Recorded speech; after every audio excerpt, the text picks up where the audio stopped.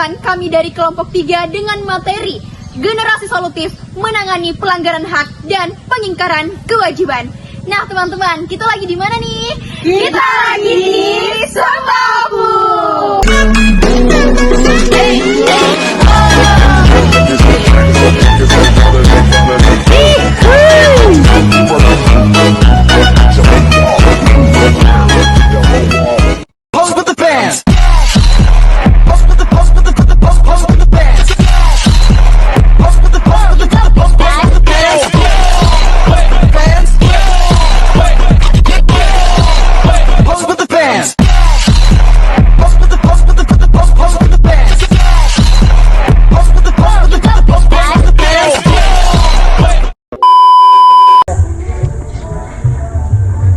Merancang gagasan solutif atas permasalahan pelanggaran hak dan pengingkaran kewajiban. Setiap orang tentu memiliki yang namanya hak. Hak asasi telah ada sejak manusia itu lahir. Pemenuhan hak asasi dapat kita lihat dalam berbagai aktivitas yang dilakukan manusia dalam kehidupan sehari-hari. Hak asasi datang dari Tuhan Yang Maha Esa untuk seluruh umat manusia sebagai anugerah. Namun seringkali hak asasi itu masih saja dilanggar untuk mempertahankan hak asasi pribadinya.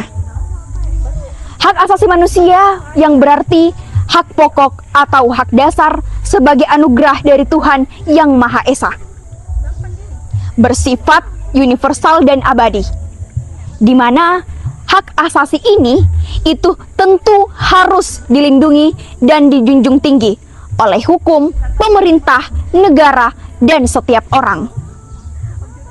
Hak asasi terdiri dari 3. Yang pertama adalah hak hidup, yang kedua hak memiliki sesuatu, dan yang terakhir adalah hak kemerdekaan.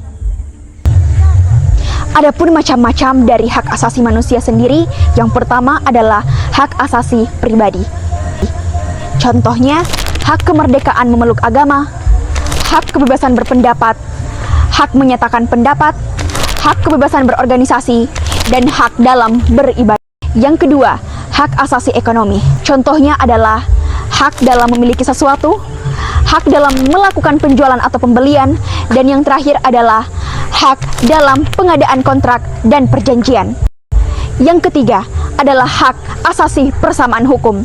Ketika seseorang memiliki hak untuk mendapatkan perlindungan dan pengayoman dalam keadilan hukum dan pemerintahan. Yang keempat adalah hak asasi politik.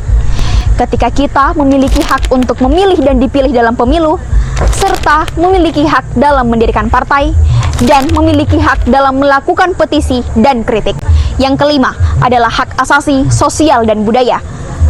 Ketika kita memiliki hak untuk mendapatkan pendidikan, memilih pendidikan, dan melakukan perkembangan. Dan yang terakhir atau yang keenam adalah hak tata cara perlindungan hukum, yakni ketika seseorang memiliki hak untuk mendapatkan perlindungan dan pengayoman ketika melakukan penggeledahan. Hak asasi manusia telah sejak lama diakui oleh negara-negara lain, terlebih sejak dideklarasikan tanggal 10 Desember tahun 1948, di mana dalam hasil deklarasi tersebut lahir pernyataan yang dikenal dengan Universal Declaration of Human Rights dalam sidang umum PBB. Dan Indonesia sebagai salah satu negara anggota PBB memiliki nilai tanggung jawab moral dan hukum dalam meratifikasi hasil deklarasi tersebut, dan dibuatlah Undang-Undang Nomor 39 Tahun 1999 yang menyatakan hak asasi manusia atau yang kita kenal sebagai HAM. Meskipun bangsa Indonesia telah membuat beberapa dokumen hak asasi manusia untuk menjamin pelaksanaan hak asasi manusia, tetapi dalam perjalanannya masih ada pelanggaran hak asasi.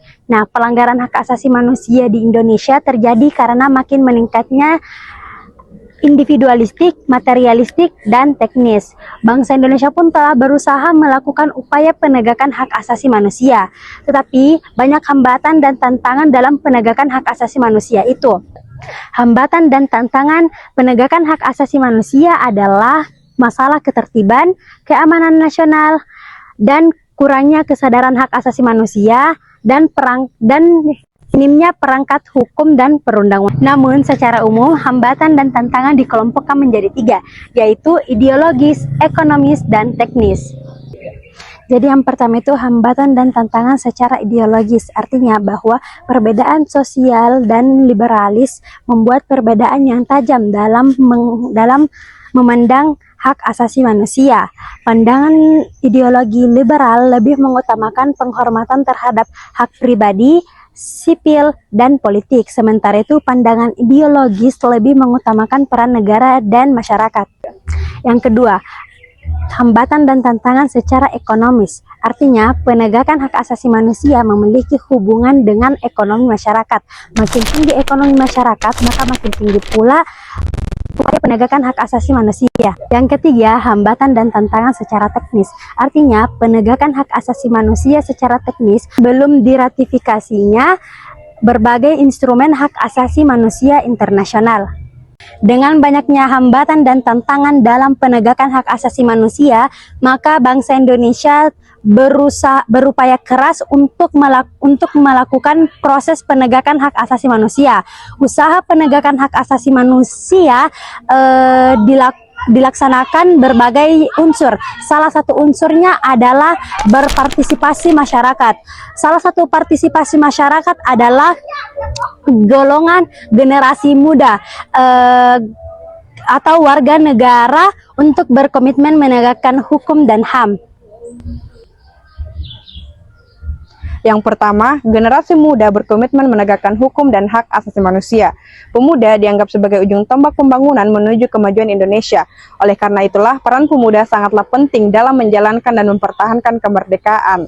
Sebagai generasi muda bangsa yang akan menjadi tulang punggung Indonesia di masa depan, maka generasi muda diharapkan mampu mewujudkan cita-cita dan tujuan nasional bangsa. Para pemuda adalah agent of change atau agen perubahan dan agent of control sosial atau agen pengawas sosial.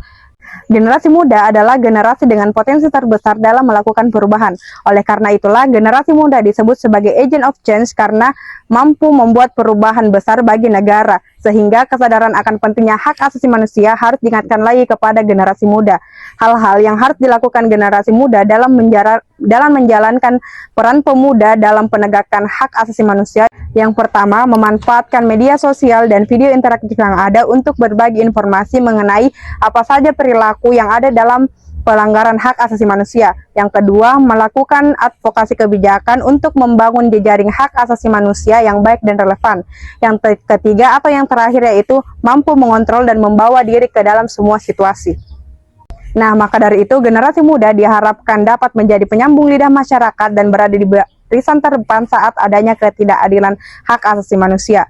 Generasi muda juga diharapkan dapat memberikan kontribusi real jika terjadinya ketidakadilan hak asasi manusia dengan mengeluarkan ide ataupun aksi pembelaan hak asasi manusia sesuai peraturan yang ada. Kedua, mengidentifikasi permasalahan pelanggaran hak di lingkungan sekitar. Pelanggaran hak dapat terjadi kepada siapapun dan dimanapun. Pelanggaran hak terjadi ketika hak-hak dasar individu atau kelompok tidak dihormati atau dilanggar oleh pemerintah, individu atau kelompok lainnya. Berikut contoh kasus pelanggaran hak yang terjadi di sekitar kehidupan kita. Yang pertama, proses penegakan hukum masih belum optimal dilakukan. Misalnya, masih terjadi kasus salah tangkap.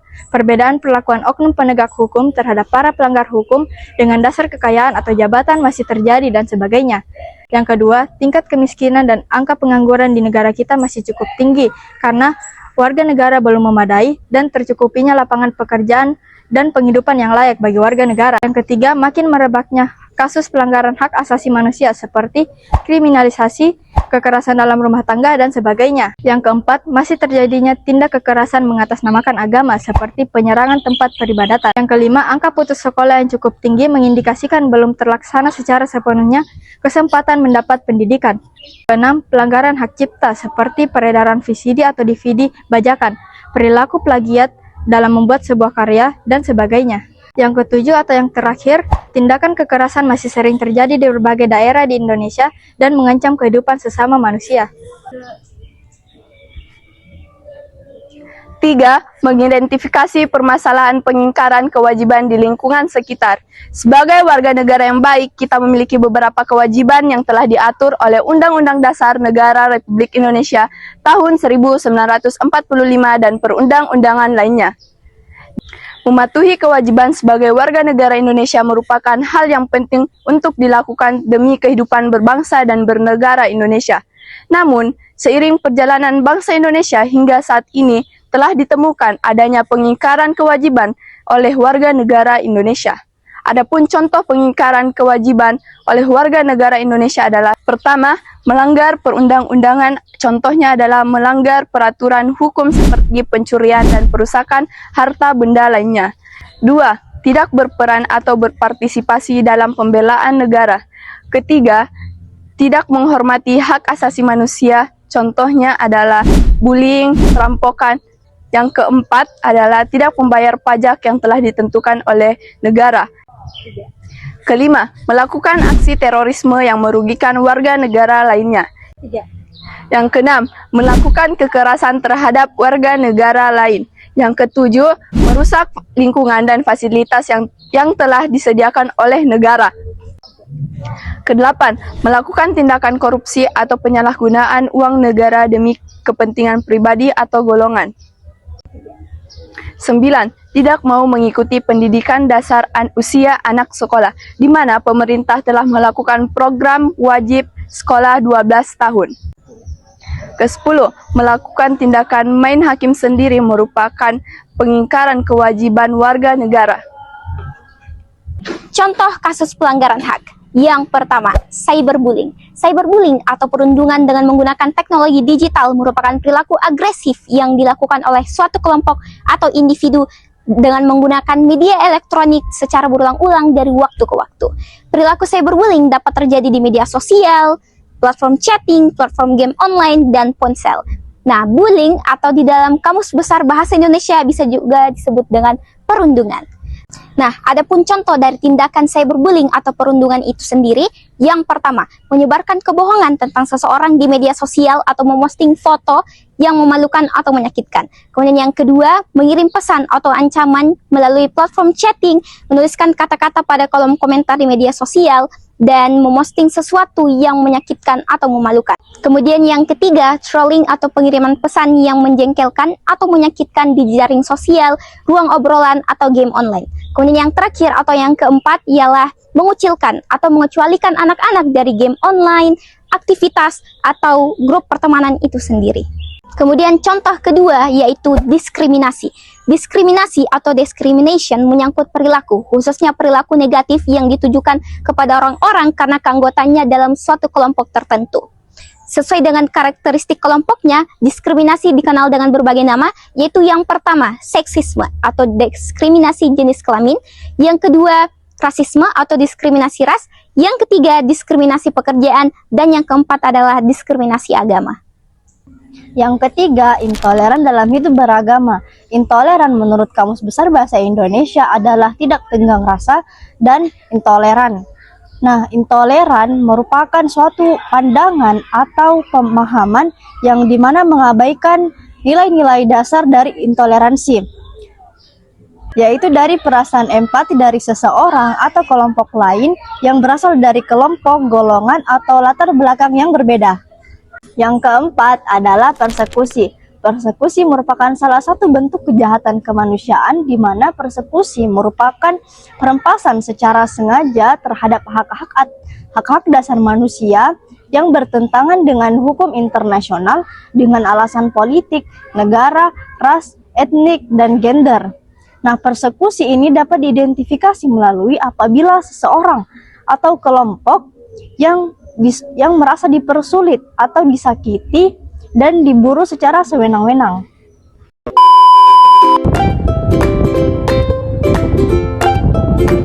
Oke guys, kita sudah sampai. Sampai guys, tuh.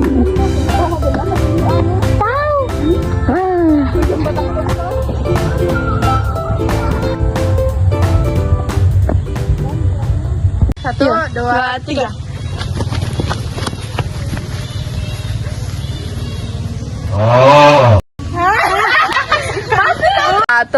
2, 3. Teman-teman.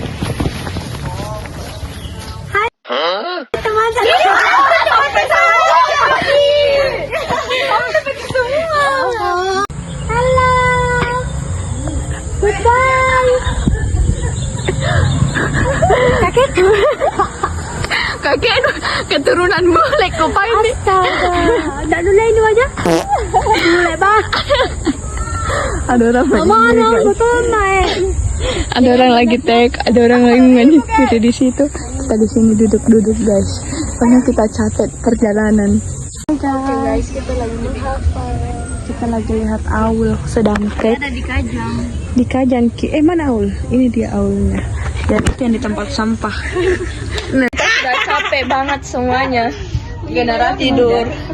Iya, nanti dikasih masuk ini di video-video belakang. Iya. Suruh ibu.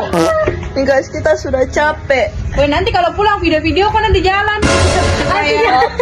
Terima. Ibu maaf ibu kalau jelek kasih video tuh ibu. Oke guys, kita pulang. Ayo guys, kita pulang.